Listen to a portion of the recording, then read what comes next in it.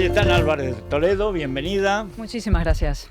Bueno, vamos a recordar en un minuto los sonidos de ese día en el que hace 3 años justos, tal mañana como hoy, pareció que España tenía remedio. Es más, que los malos, todos los malos juntos, tenían las de perder, porque esto sucedió y conviene recordarlo. No me engañan, Cataluña es España.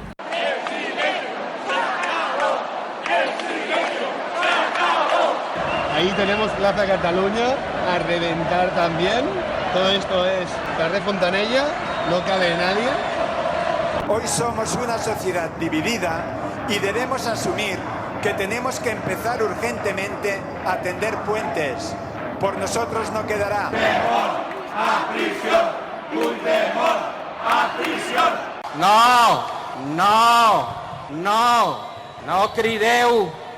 No crideu com les turbes del circ romà. A la presó hi va només qui diu al jutge que hi té que anar. ¡Viva España! ¡Viva Cataluña! ¡Viva España! ¡Viva Cataluña! Se necesita mucho más que una conjura golpista de los señores Puigdemont, Junqueras y de la señora Corrabel para destruir lo que han construido 500 años de historia. ¡Viva la libertad! ¡Visca Cataluña! ¡Viva España! Todavía emociona, ¿eh? Sí. Cuéntanos, Cayetana, ¿cómo es? Porque tú llevas a Mario a Barcelona, que fue una de las sorpresas. Hay que decir que no hubo televisión porque Soraya prohibió que se dieran las imágenes. Y fue una cosa penosa porque dejaron solo una cámara, que debía ser una cámara de seguridad que tendría pillarejo por allí, y con eso pilló un bizcocho y lo que nos íbamos a contar. Pero claro, todo lo que iba apareciendo por las redes era impresionante. Primero, ¿cómo fue, cómo se organizó y cómo sucedió lo que sucedió y qué sentías tú que ibas con Mario además del brazo? Bueno, la manifestación la organizó Sociedad Civil Catalana y me pidieron a mí a ver si podía hacer la gestión con Mario Vargas Llosa. Y yo le llamé a Mario. Mario tenía previsto viajar ese fin de semana porque le entregaban un premio en Moscú. Pero ya sabes cómo es Mario. Sí. Y yo le dije, Mario, esto de verdad creo que va a ser un hito en la historia democrática española. Y te ruego que si puedes hacer un esfuerzo, cambies tu viaje. Y sin pensarlo lo cambió, porque él es así. Sí. Y Bueno, y porque él ha vivido además aquella Barcelona, cuando Barcelona era libre. Exacto. Y le duele mucho ver en lo que se ha convertido, claro. Exactamente. Y centro de la libertad que fue, ¿no? Sí. Y pues el 8 de octubre del 2017 es el momento, yo creo, más emocionante y más importante de los últimos 40 años, ¿no? Por inesperado, por absolutamente inédito y por el éxito de la movilización cívica. Es decir, una nación se levantó, una nación cívica, plural, ahí había gente de todo tipo, gente izquierdas, derechas, ácratas, que nos levantamos contra la deslealtad del nacionalismo, contra los reaccionarios y también contra la apatía de las instituciones y del gobierno central. Y el referente o los referentes de ese día fueron realmente dos. En primer lugar, el rey Felipe VI. Fue la persona clave, el discurso clave del 3 de octubre. Que es lo que no le perdonan. Que no le perdonarán jamás, porque fue la primera vez que la máxima autoridad del Estado se dirigió a los nacionalistas como adultos y les dijo que los hechos tienen consecuencias y que los delitos tienen castigo.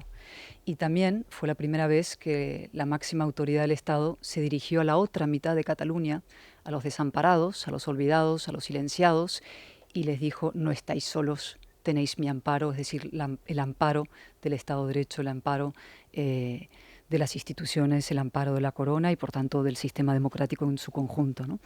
Y el segundo referente, como decíamos, fue Mario, gran luchador por la libertad, cuyo compromiso cívico está fuera de duda, ¿no? Hubo otros personajes, he oído el corte de Josep Borrell, que sería efectivamente mandaba callar a las masas por porque le clamar molestaba que Puigdemont, fuera a la cárcel. No me acordaba yo de lo de Borrell. Gran Sí. cobarde. Ahora está en Caracas de recoger sobres. Sí. Y luego hay que recordar otras cosas importantes de ese día, ¿no? El Partido Socialista no apoyó esa manifestación. Claro. Sí apoyó la segunda cuando vio que la primera había sido un éxito colosal y brutal, ¿no? Pero la apoyó a regañadientes y por un periodo muy corto de tiempo y, como hemos visto, traicionó el mandato moral del constitucionalismo, el mandato moral de la nación, ¿no? ¿Qué ha pasado desde entonces? Y hay que hacer un ejercicio de profunda autocrítica, pero sin caer en el desistimiento. Yo quiero pensar que eso no fue un espejismo, que existe todavía una nación esperando ser liderada en defensa de la libertad y de su sistema democrático, ¿no? ¿Cuáles son las lecciones? El constitucionalismo no convirtió esa movilización cívica en una reagrupación política y tampoco en un proyecto político.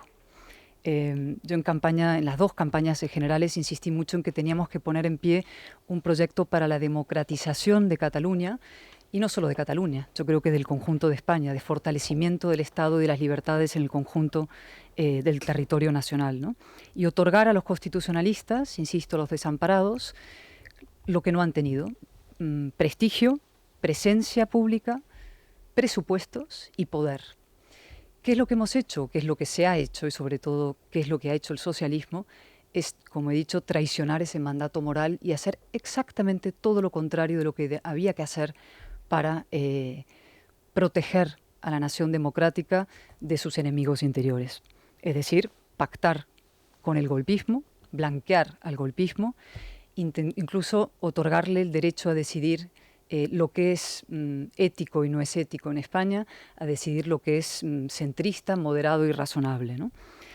Y eso se vio con la formación del gobierno, se está viendo ahora con la búsqueda de apoyos para los presupuestos y se ha visto de una manera cruda y gravísima en el veto a la presencia del rey en Cataluña, ¿no?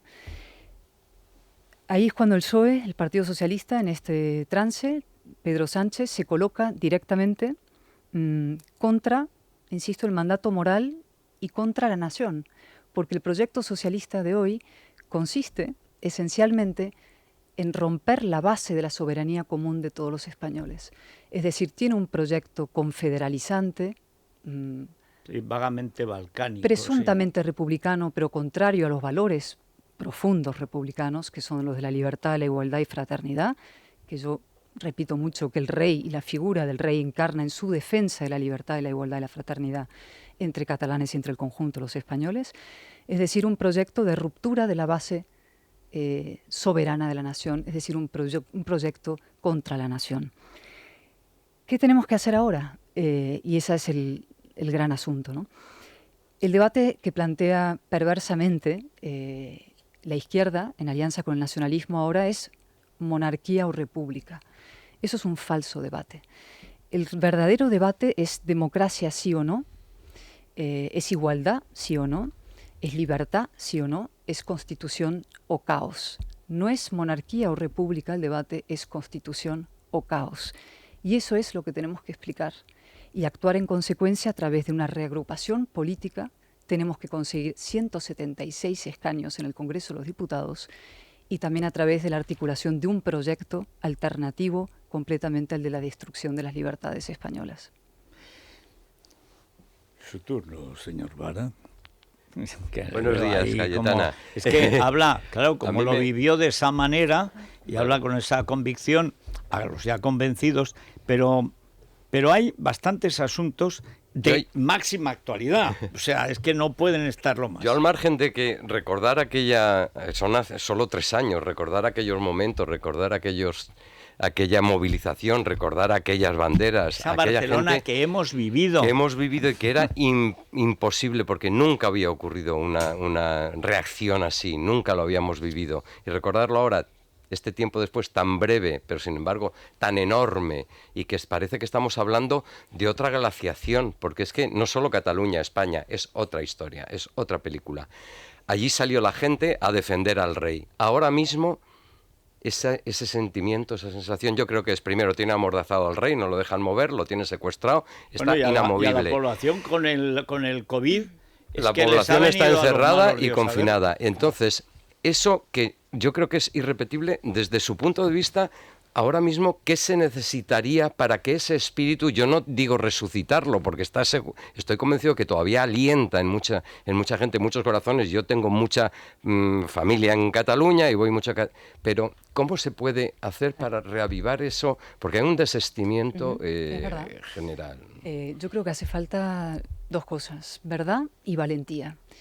Y hace falta movilización cívica, desde luego liderada desde todas las instancias que tenemos responsabilidad. Perdone un momento, hacía referencia a aquella manifestación, a aquella concentración de Sociedad Cívica Catalana, Sociedad Civil Catalana, que ahora está pidiendo que adelante con los indultos, por ejemplo. Yo hay cosas que realmente hacen sensación de marcha atrás. Ha mutado, sí, o se ha destapado. Son personas que han pedido, no sé si la sociedad civil en sí lo ha pedido, eso lo tendría que verificar. Sé que hay personas concretas que han pedido indultos, como, en fin, el extravío general, ¿no?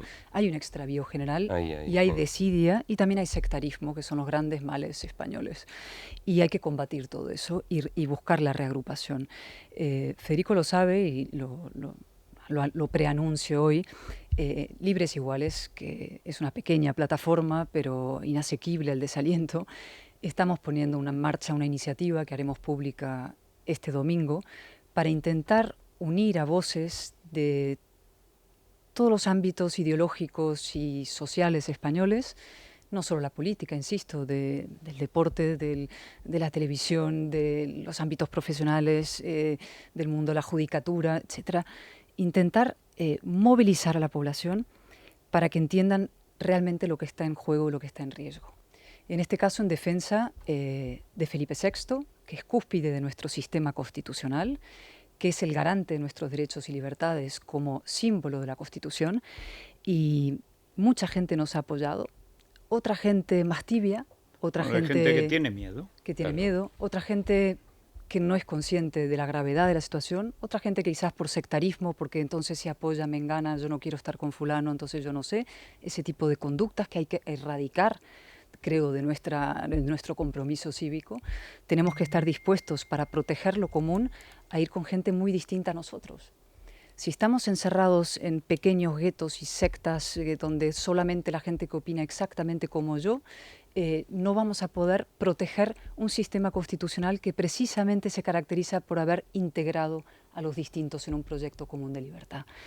Y yo hago un llamamiento, de verdad, contra la desidia, un llamamiento contra el sectarismo, un llamamiento a la movilización y a la generosidad. Y a poner de lado las diferencias y a decir, vamos a defender, en este caso, a la figura del rey Felipe VI como cúspide de nuestro sistema constitucional y a nuestra democracia en su conjunto. Porque esto es una actitud muy arrogante que tienen tantos países, que es pensar que a ellos nunca les va a pasar lo que les puede pasar a otros. Todos los países que han caído en la dictadura comunista, sin excepción, todos han dicho lo mismo. Eso aquí no puede pasar. Aquí siempre se oye, ¿no? Rusia, Cuba, Venezuela, por poner el primer y los últimos casos. Eso aquí no puede pasar. Pues pasó. Y en el caso de Venezuela, que es el que yo conozco más de cerca, porque lo he vivido más estrechamente, las élites venezolanas tuvieron una grave responsabilidad en lo que sucedió.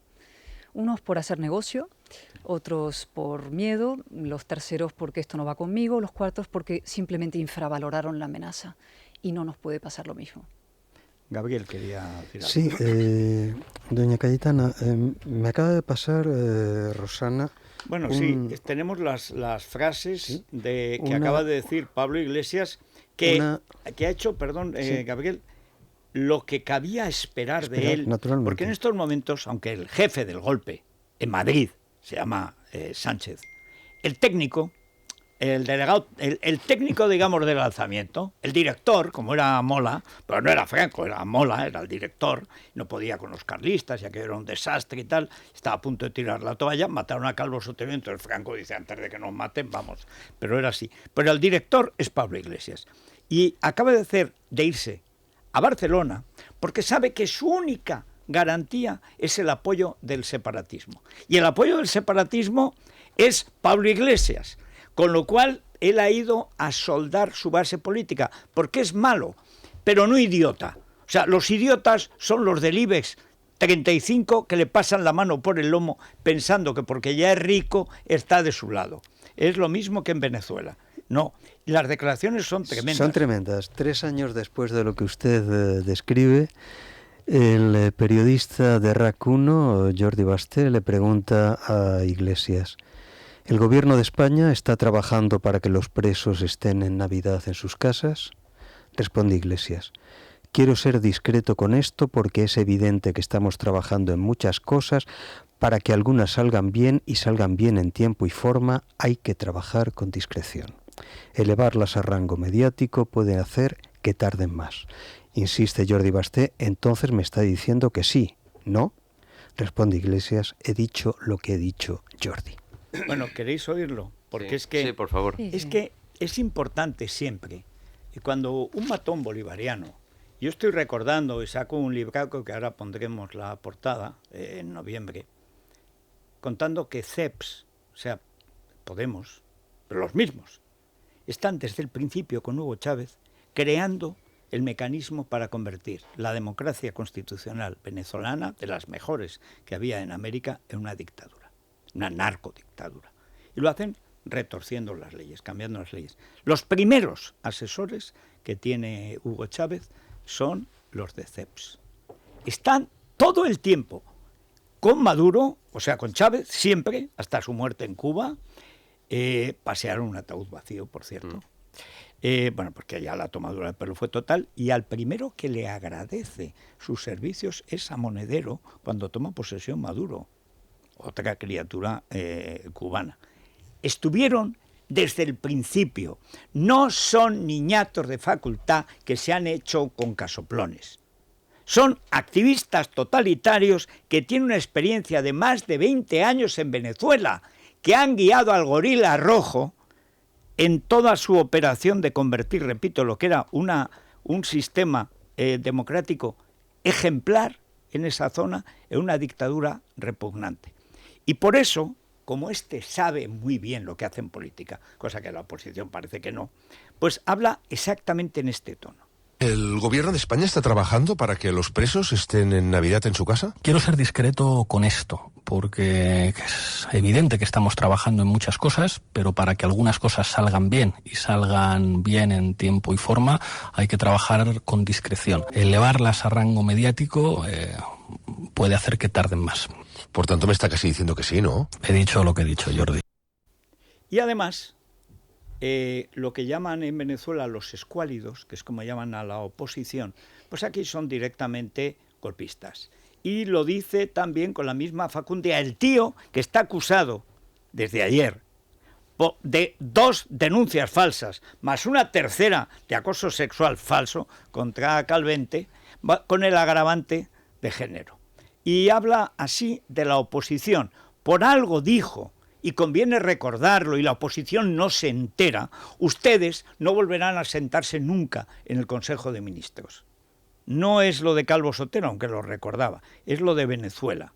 Ha dicho esto. Creo que es demasiado evidente que la derecha sabe que por medios democráticos no va a hacer caer al gobierno ni va a recuperar el poder y juega todas las cartas, lo cual es enormemente peligroso. Fíjate cómo está llamando a los jueces oposición, derecha. Claro. La deslegitimación de la justicia, ¿no? Él decía, yo escuché un corte anterior donde decía, es inconcebible, o he leído por algún lugar, ¿no? Es inconcebible lo que me está sucediendo, es inconcebible esto. Es que lo inconcebible es que una persona de su catadura moral y de su proyecto político forme parte del gobierno de la nación, ¿no? El mundo de Pablo Iglesias, que es heredero del FRAP y de todo aquello, eran las excrescencias del sistema. Era la ruptura que se quedó fuera del pacto constitucional. Y lo inconcebible es que esté dentro del gobierno.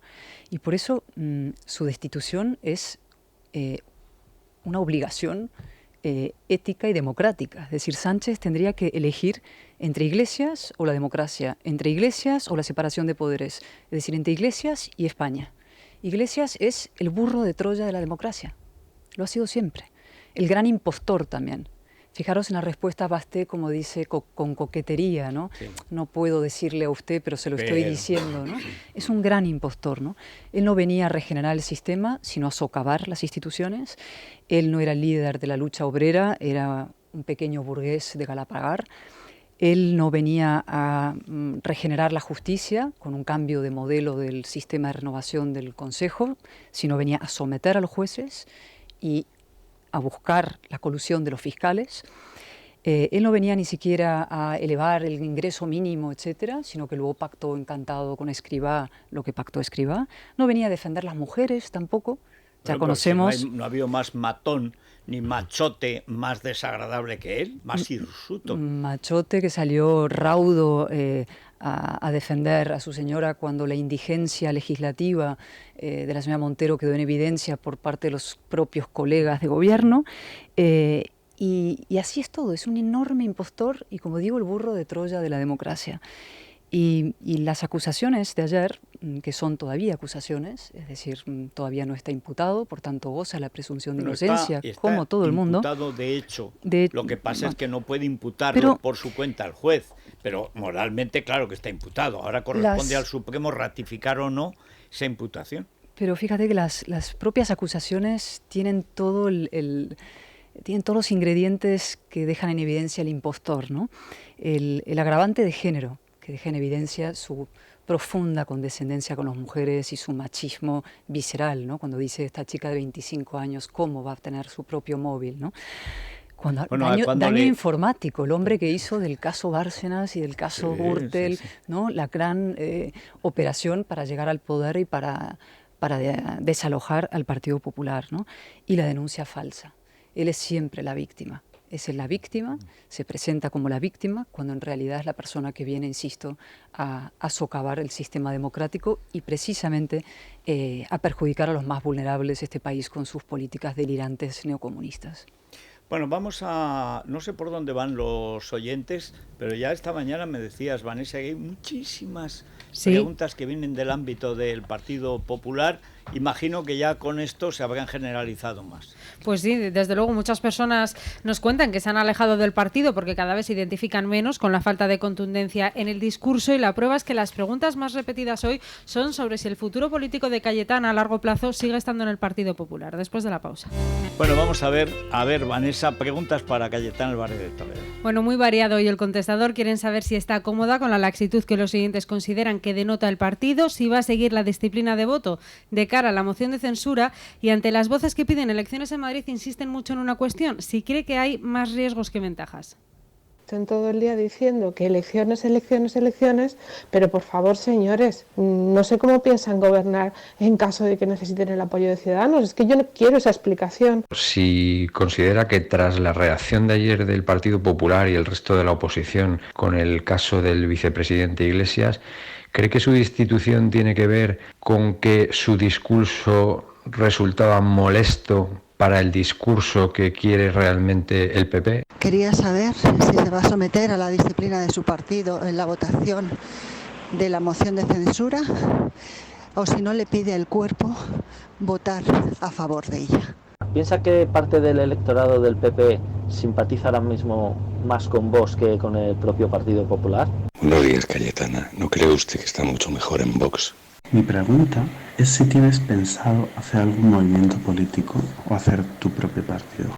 Aquí, como solo creemos en el individuo y en la individua, que diría la Carmen Calvo, has visto que se ha quedado como un bebé. Habla, yo lo que creo es que...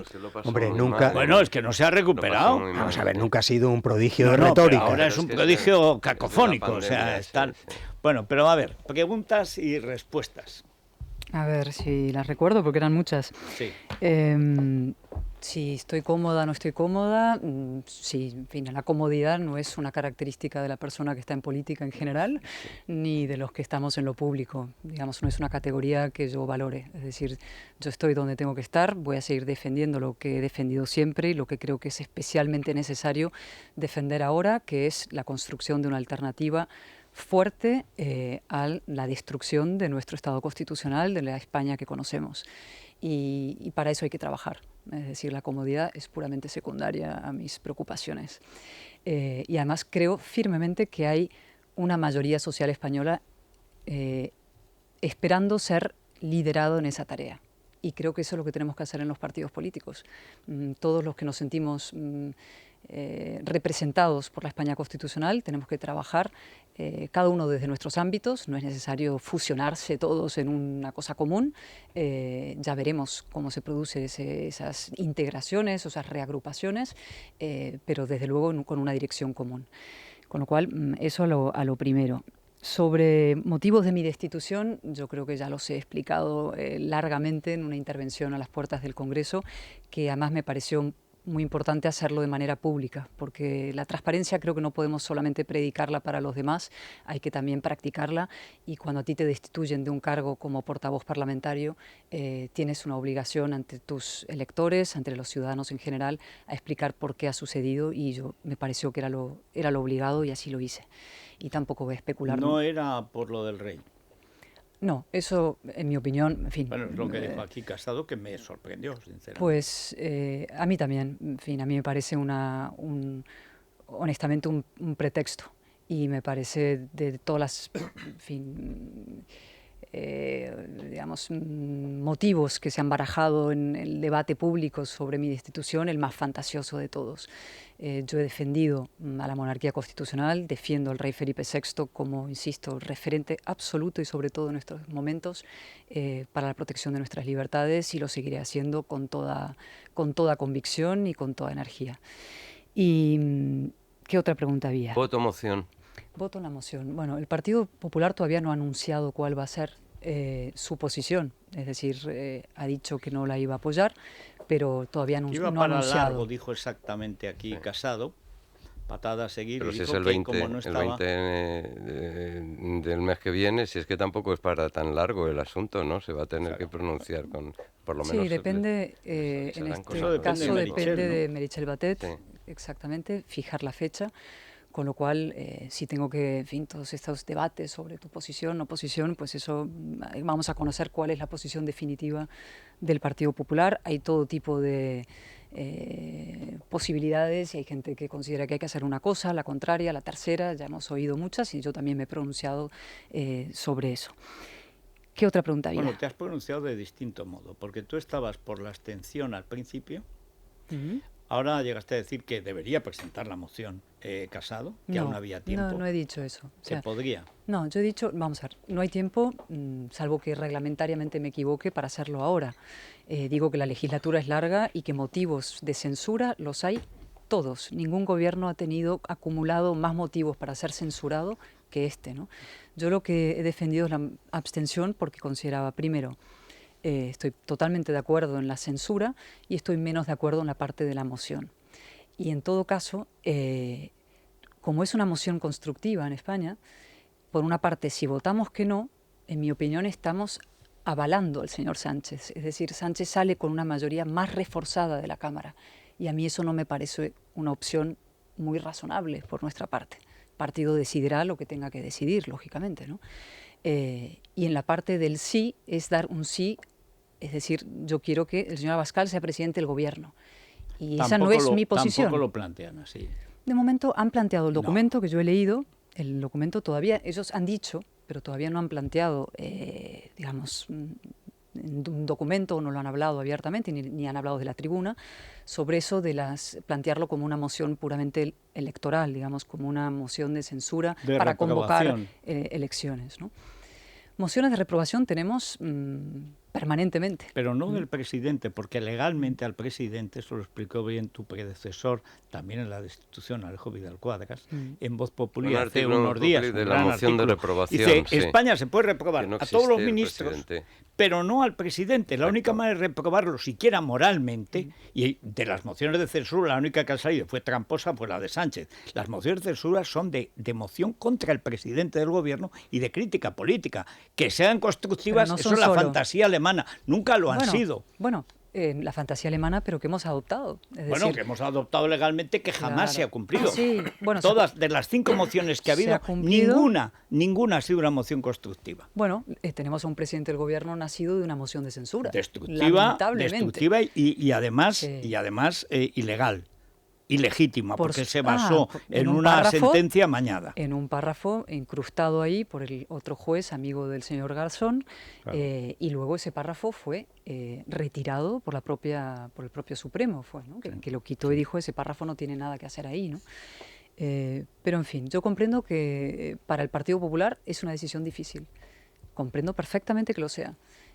Tácticamente, estratégicamente y de fondo, por muchos motivos. Y bueno, vamos a ver cómo lo resuelve. Y aparte de eso, sí considero, y esto me parece, por verlo siempre del otro lado, creo que es una oportunidad para quien vaya a tomar la palabra por parte del Partido Popular en ese debate, para hacer un importantísimo discurso político. Para explicar por qué hay motivos de sobra para censurar al gobierno y por qué el Partido Popular es la gran alternativa española.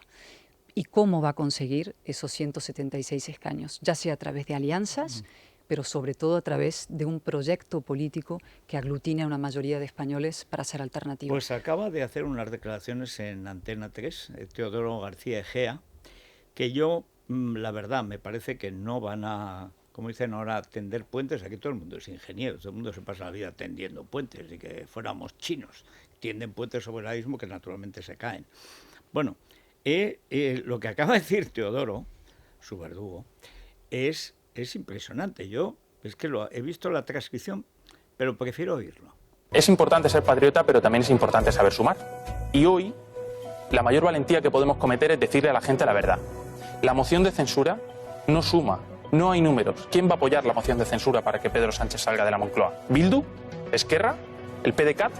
No hay números, no podemos seguir engañando a la gente.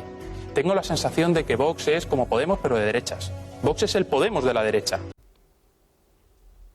O sea, es un partido totalitario, comunista, anticonstitucional, antimonárquico. Es alucinante, es el camino que conduce a ninguna parte. Esta musiquilla de fondo es la que le ha puesto el Servicio de Información de Génova 13, dispuesto a cargarse el Partido Popular. Es decir, como si hubiera ganado el Congreso, y no digas nada, Cayetana, que te voy a regalar unas gafas, porque es ahora muy delicada la cosa, como si hubiera ganado el Congreso Soraya Sáenz de Santa María.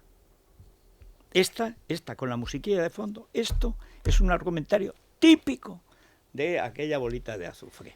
Pero es gracioso, porque yo pensaba que la musiquilla de fondo se la había puesto alguien de WhatsApp, pero es del partido. ¿Es del original? Que sí, que es que ahora te sirven la cosa con música. No me digas. Este no es el camino, que sí, esto es el hilo musical, te ponen el hilo musical, Cayetana, no es el del camino, sosiego y el centrismo y tal. Esto es Antena 3, lo ha emitido Antena 3. Pero si tú ves en Génova, también te lo ponen, ¿eh? Ahora ponen música a todo. Tú dices, me acuerdo de la madre del frap. Y oye, en fin. Bueno, a todos los que vienen últimamente les regalamos estas gafas, que son del 20º aniversario de Libertad Digital. Gafas polarizadas que se pueden llevar, además, para que te las gradúen, si la quieres llevar, ideales para ilusión. Aquí. ¿Las puedo poner? Además, fíjate. Es un momento cumbre cuando te pones. Wow. Bueno, fenomenal. Tienen el tamaño Tiembla ideal. Hollywood, o sea, ya está bien, ya está bien. Bueno, pues esto es muy sencillo. Tiene además, como estos son nuestros 20 años, que los celebramos así, y además tiene un llaverito que tiene la enorme ventaja, al menos para mí, no sé dónde lo he puesto, de que no pesa. No pesa. Los llaveros, lo malo de los llaveros es que pesan más que las llaves. Son un latazo, te destrozan todo. Bueno, pues este no. Este es un llavero fantástico que no pesa. Y tiene además, si quieres cambiarlo, tiene además varillas para cambiar el diseño y todo. O sea, esto ya es... Las varillas para cambiar las varillas de las gafas. O sea, la varilla tiene una bandera de España, ojo, ¿eh? Hombre, mira, aquí ahí está. No le falta mira, detalle. Por supuesto. Y el llaverito también, que no pesa nada, pero te sujetan las llaves, que es para lo que están los llaveros, no para hundirte el bolsillo. Bueno, ¿cómo se consigue esto? Pues nada, en Libertad Digital, entra en Libertad Digital. Yo quiero las gafas de Abascal, de Casado, ayer se las puso Rocío Monasterio y se ha declarado tigresa de Carabanchel. Dice que allá le serviría todo para ver rojos. Sí. Dice, los voy a ver. No, estaba tremendo, iba de Animal Print. Y estas gafas, pues nada, se consiguen o bien en libertaddigital.com o en el 679 679-555-543. 679-555-543. Cayetana, muchas gracias por estar con nosotros, como siempre. Debo decir que yo, por supuesto, me he unido a esta petición de Libres Iguales, de la que formo parte desde que se creó, y es muy sencillo. Viva España y viva el rey.